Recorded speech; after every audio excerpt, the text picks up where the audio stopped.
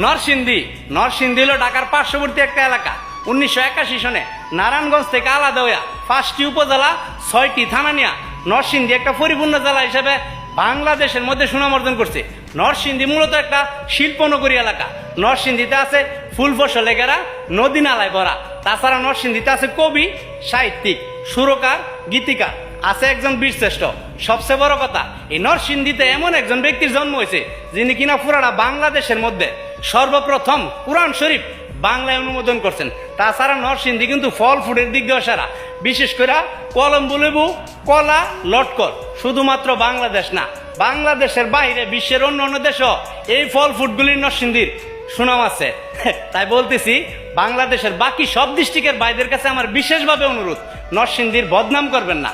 আসেন একবার আমার প্রাণের শহর নরসিংদীতে, রাগ গুসা বাদ দেন, আর আসলে দেখবেন কিসের মন পুরা আর কিসের কপাল পুরা।